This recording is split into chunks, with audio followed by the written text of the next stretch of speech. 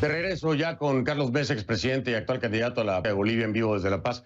Y le preguntaba antes de ir a la pausa, señor Mesa, que muchos se vinculan esta inestabilidad política, como eh, todo vinculado al origen de la candidatura de Yanine Áñez, ¿no? A la presidencia. ¿Usted cree, primero, que Yanine Áñez debería renunciar a la candidatura? Y segundo, si la renuncia de Yanine Áñez a la candidatura podría traer calma o de paz a la situación actual. Permíteme, Fernando, hacer una brevísima referencia a un tema que es imprescindible.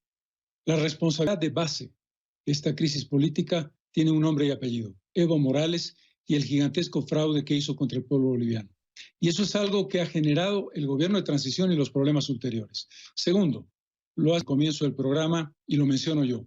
Yo quiero escuchar al expresidente Morales y al candidato Luis Arce Catacora decir a viva voz, directamente, vía tweeting, grabado: levanten los bloqueos. Esto es un elemento clave. Voy ahora a la respuesta específica a tu pregunta.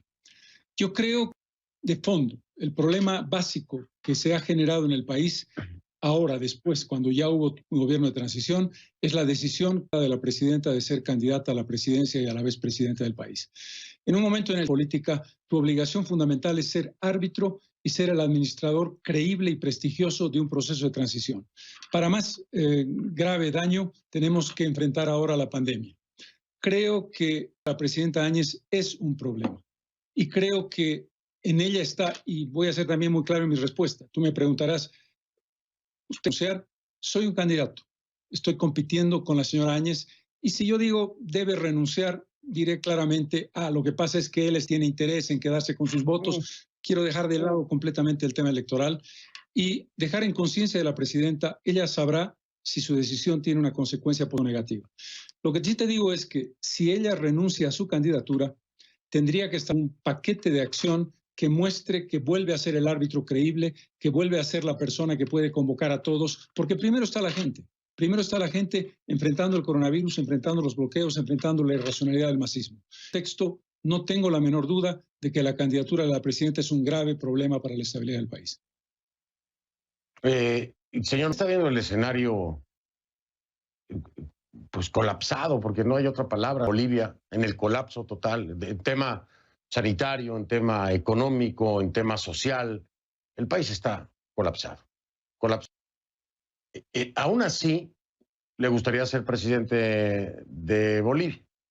¿Y qué sería lo primero que haría? Porque Lebrado le va a tocar un país con problemas sanitarios por la falta de atención durante el gobierno de Morales, pero ahora además con una pandemia encima, y con grupos armados, ¿no? Hay una cantidad de milicias ahí, de grupos armados que están completamente al margen de la ley. ¿Qué haría? ¿Qué haría? ¿En cuánto tiempo piensa poder hacerlo? El país, Fernando, no solamente está colapsado, está agotado, está cansado, está harto. Está harto de no encontrar soluciones. Es de fraude y corrupción, protagonizada por Evo Morales y 14 años de masismo. Está harto de la incapacidad e ineficacia del actual gobierno, porque con un ojo mira la candidatura y con otro ojo mira el gobierno. Tú lo has dicho, es correcto. ¿Qué es lo que hay que hacer? Primero, establecer al tema de salud. El tema de salud es fundamental y tenemos que hacer una inversión clave allí. Segundo, establecer un mecanismo de inyección económica en un momento en que hay un colapso de la demanda y un colapso de la oferta, lo que implica por lo menos una inversión, un gasto de alrededor de un 15% del Producto Interno Bruto sobre un Producto Interno Bruto de 45.000 millones de dólares, 6 a 7.000 millones de dólares que hay que inyectar inmediatamente, financiamiento internacional multilateral, que no tiene que ver con condiciones del Fondo Monetario Internacional o ajuste de cinturones, si no tiene que ver con la capacitación sobre el único elemento y el único indicador positivo que tiene Bolivia, que es un margen razonable de endeudamiento. Pero lo más importante, el gran drama de Evo Morales, el gran fraude de Evo Morales, es que Morales no se convirtió en el articulador, no fue el Mandela que quiso y debió ser, o que no quiso decirlo mejor y debió ser. Y lo que tenemos que hacer entender a todo el país es que no somos dos países. que no somos dos países ni geográfica, ni étnica, ni cultural, una pluralidad, una plurinacionalidad que puede encontrar espacios de convergencia. Hay heridas muy profundas porque el más producto de que los indígenas iban a ser discriminados, Evo Morales acaba de ser presidente, y eso no puede, no debe, no va a ser verdad. Nosotros queremos la construcción de una mayoría parlamentaria con una alianza de la del verdadero espacio democrático de la política boliviana, que lo hay, si nosotros no consiguiéramos la mayoría absoluta en una votación. Y, en segundo lugar, la construcción de un acuerdo nacional para la definición de 2 o 3 políticas de Estado de educación.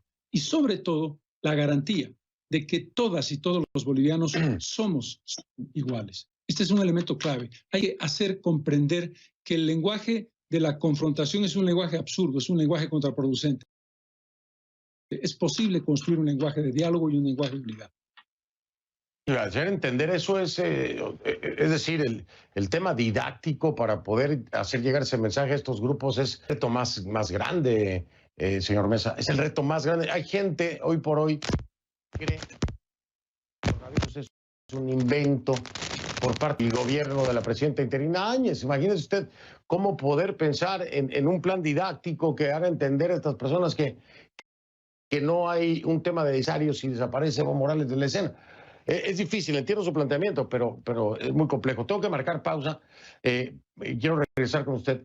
A ver, están pidiendo ya desde el Comité Pro Santa Cruz, desde la presidencia del Comité Pro Santa Cruz, están pidiendo de Salvador Romero del Tribunal Supremo Electoral.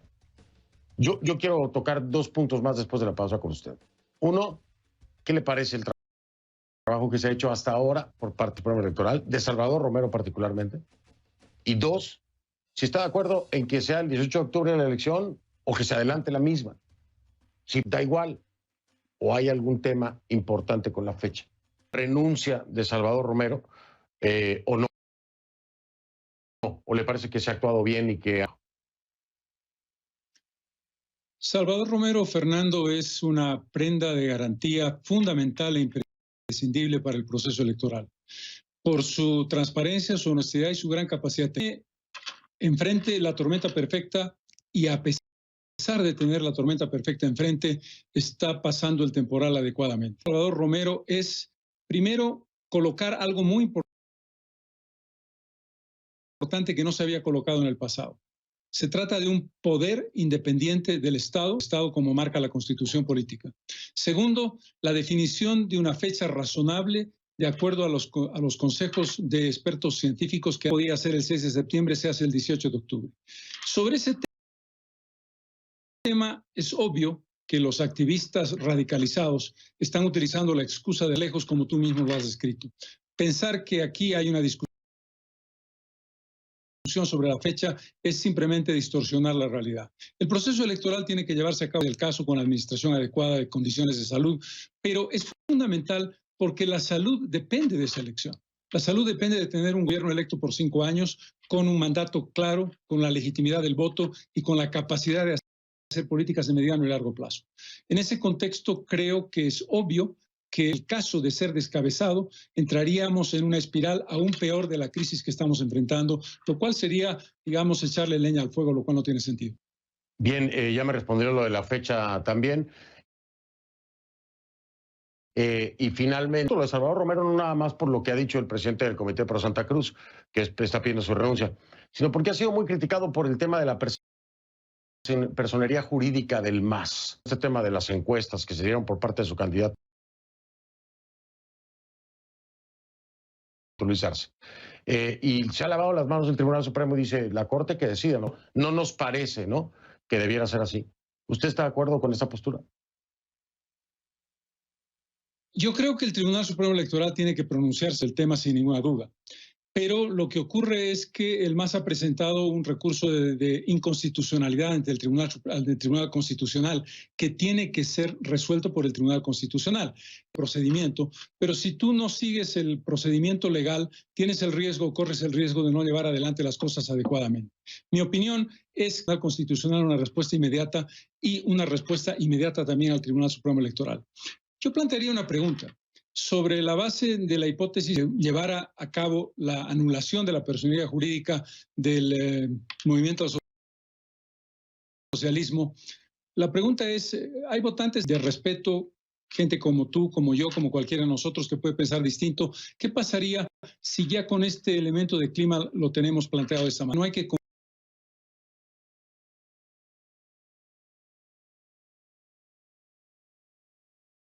confundir a Evo Morales, a su candidato, a sus activistas, con ciudadanos de bien que creen, por la razón que fuera, que el señor Morales puede ser un candidato adecuado. Pero ese no es el punto. El punto está en la construcción de un desafío, hecho y que yo hago, para lograr una solución al problema. Hoy no tenemos que hablar del proceso electoral como tal, porque el proceso electoral es un hecho que está de manera instrumental por los activistas del caos y por los activistas de la violencia. Quiero escuchar a Evo Morales decir, levanten el bloqueo. Esto me parece clave porque eso define una posición. Hasta ahora ha sido ambiguo, hasta ahora ha sido decir una u otra cosa complementaria, pero no el eje de la decisión. El expresidente sabe que tiene poder y sabe que tiene que utilizarla si realmente es patriota. Yo tengo también la pregunta. Aquí ¿le interesa la vida? ¿Le interesa el conjunto de Bolivia? ¿Es el presidente que quiere ser de todos los bolivianos? ¿Fue el presidente que fue de todos los bolivianos? Yo tengo mis dudas. No, yo tengo y a mí me queda claro hasta ahora, señor Mesa, por eso hacía yo pues el llamado, ¿no? Si realmente es un patriota, si realmente no está detrás de todo este desaguisado, este desastre, los grupos armados y los bloqueos, pues que mande un tuit clarito, clarito. A mis seguidores les pido que a partir de este momento terminen con los bloqueos. Y lo mismo hace, ¿no? Si realmente son patriotas, si realmente no están detrás de todo esto, si realmente Evo Morales no tiene nada que ver. Y yo le apuesto que con eso se calma esto, se calma, es la solución así de fácil. Pero yo no creo que lo vayan a hacer. Ahora, ojalá me equivoque y aquí mismo lo reconozco. Más ganas tengo hoy es de equivocarme, con tal de que se arregle la situación en Bolivia. Señor Mesa, ha sido un placer siempre tenerlo en el programa. Gracias por aceptar la entrevista. Me tengo que despedir, pero estamos en comunicación, por supuesto, porque esto va para largo. Gracias, Fernando. Simplemente decir una cosa brevísima. En Bolivia tenemos que entender algo fundamental, que es primero la gente, primero los bolivianos, su vida, su futuro, sus perspectivas. Muchísimas gracias y muy buenas noches. Gracias a ustedes, muy buenas noches. Pues sí, así debería ser en todos los países, completamente de acuerdo. Carlos Mesa, expresidente y actual candidato de Bolivia, me acompañó en vivo desde La Paz.